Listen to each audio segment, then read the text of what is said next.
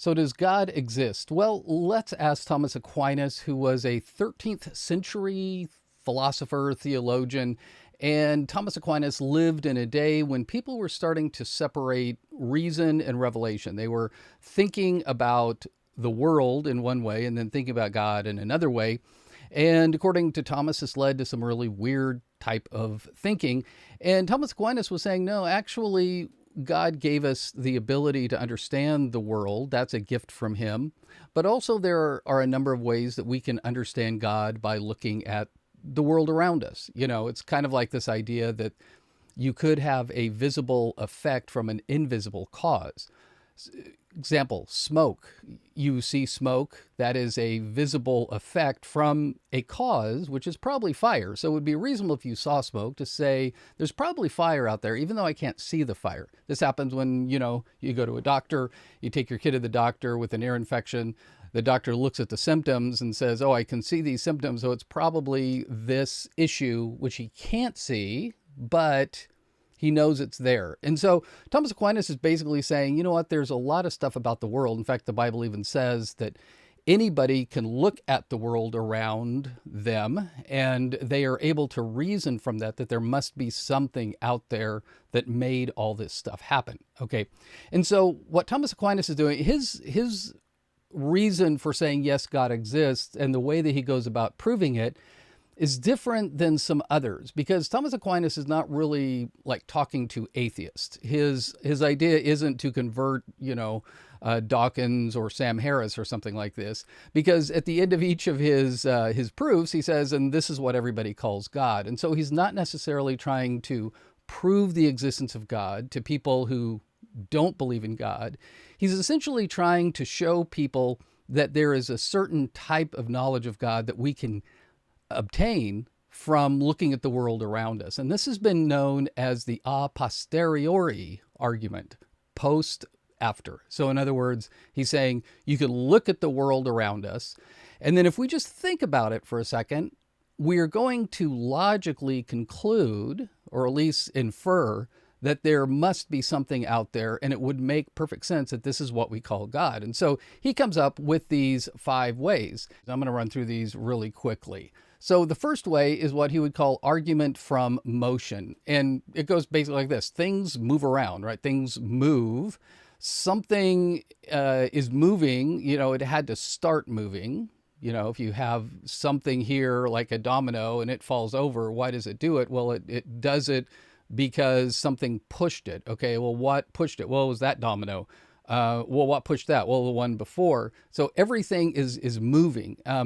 And it couldn't move itself, so something had to start all of that moving. If you line up 5 dominoes, you push them, you could say, well, that one fell because of that fell because of that fell because of that, and that first one fell because someone pushed it, and that person pushed it because they wanted to have fun. They wanted to have fun because they were bored. Why were they bored? Well, they were bored because, and you can do this because all the way back to who knows how far. And so Thomas Aquinas is saying there had to be some initial thing that started this whole thing, right?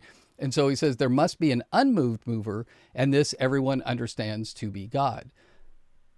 The second way, argument from efficient causes. Everything comes from somewhere, or everything you see is an effect from some cause. And there must have been an original cause for all of this. This is similar to that first one. And he says, therefore, it is necessary to admit that a first efficient cause to which everyone gives the name of God. So, okay, you see that everything had to start somewhere. So he's saying there had to have been something that started that. This is what we're going to call God. Way number 3. Argument from possibility. Every being comes into existence at some point.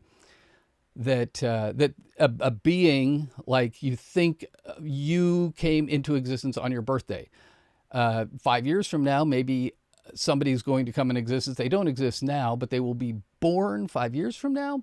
And so there's a possibility of that person being born. And so all of these beings are interlinked together, right? And there aren't any beings that ever, that 5-year-old wasn't around, but then all of a sudden he comes around, he exists.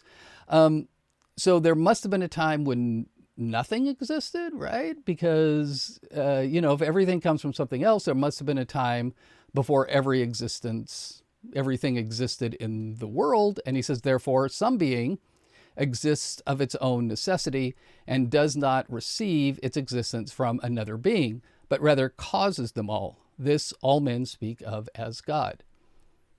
Fourth way, this is called the argument from design of being. Everything that exists is placed in some sort of order from worst to best. You have Twinkies, they're kind of gross. Tacos are better than Twinkies. And so, in this big line of food, you got Twinkies and you got tacos.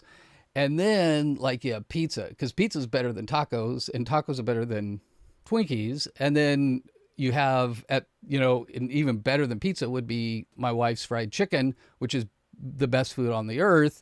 And so, okay, but maybe God could invent something that's better. It's hard to believe, better than my wife's fried chicken. And so anyway, everything has this from, not great to okay to good to better. And so if you look at this big line of quality things, like no quality to good quality, there must be something better than everything else.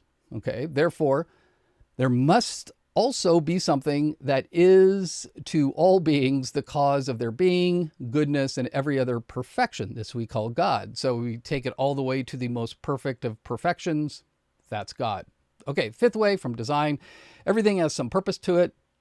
And it's interesting, you look at nature and you see plants, you see like insects or something that we think probably don't have a whole lot of reasoning ability, and yet they all move towards a purpose, which, to procreate and keep their species going. And so there's a purpose that they have, but where do they get this purpose from? Like, where do they learn it? What is going on with that? And so Thomas is going to say, therefore, some intelligent being exists by whom all natural things are directed to their end, and this being we call God. Okay, so there you go. We got 5 ways that Thomas Aquinas is going to say, yes, absolutely, God exists, and we can just look at nature and we can see that he does exist. There you go.